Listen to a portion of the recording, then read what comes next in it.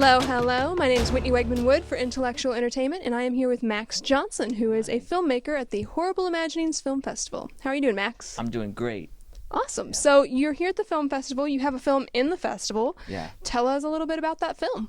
My film is called Wally and His Hideously Malformed Wart.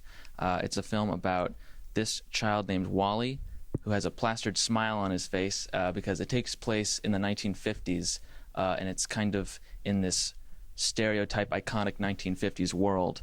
And Wally has this gigantic, hideous wart growing from his back, and it has a demonic smile. And the film is about just their everyday life and a day in the life of these two and how they go about their day with their older mutated sister Erica. And I actually brought her head with me. This is her.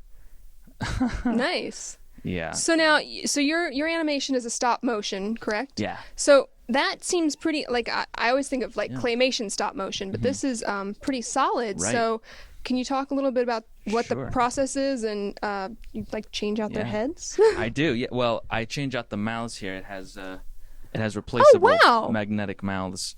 The whole head is first sculpted in clay, and then we take a cast of it in silicone and then pour plastic into it. So this is actually a hard plastic that's been painted with acrylic paint, and she has foam hair, so you can actually bend her hair. Oh, wow. Yeah. You can like go. Yeah. There you go. Oh, wow. Okay. So it's able to be, as her head moves, the pigtails kind of move around, and her eyeballs can move around, and she's a lot of fun. Now, so is this pretty typical of the process, or did you come up with this idea of like the mouth switching? I did not. This was done for a class actually originally at my college, and then once the class was over, we kind of added on and just kept going with it. What college do you go to? Because that's pretty impressive. Yeah, I went to the Savannah College of Art and Design.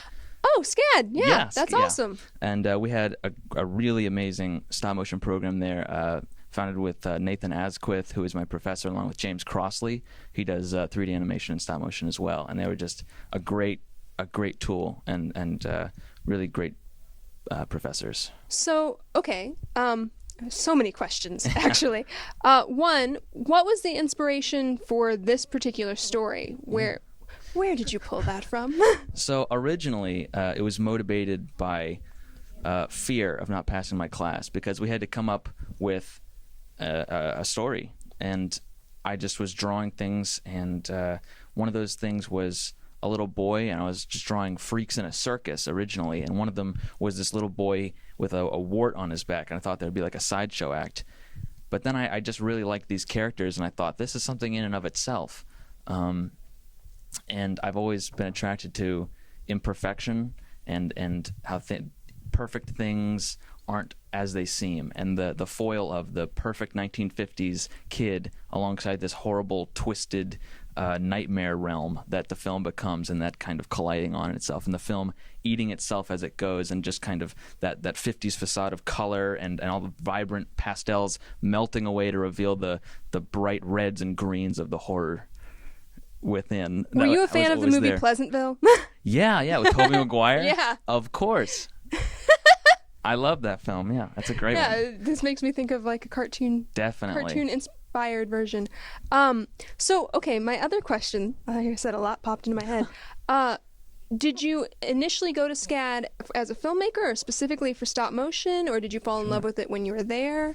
Yeah. At what point were you like, stop motion, that's my thing? What's interesting is stop motion was my first love in animation, and I actually got involved with it when I was in high school, because I would just take little bits of putty on a table and a little cruddy camera and take a picture and move it, and I was just really experimenting with always sludge and this creature that was always kind of gross and creaking around. That was always there in the beginning. Dan McKenzie was an inspiration for just getting motivated, and Large Marge, the Pee Wee Herman, Gumby. Oh wow, things. yeah, that's all of those effects, stop motion effects from The Thing, and starting with the skeletons. It's always been there, and SCAD housed a really great place to make these kind of things, and it was a really great introduction into that. But I've done 2D animated films. I've delved a little bit into 3D and even live action and improv. Oh, wow. So there's So- a lot of stuff to. Jack of many trades. Yeah. That's awesome. Well, I'm so glad that you are in the festival, and thank you Thanks. for bringing your piece, and thanks for this interview. I appreciate it. Thank you. This was This is great. enlightening. I didn't know all these things.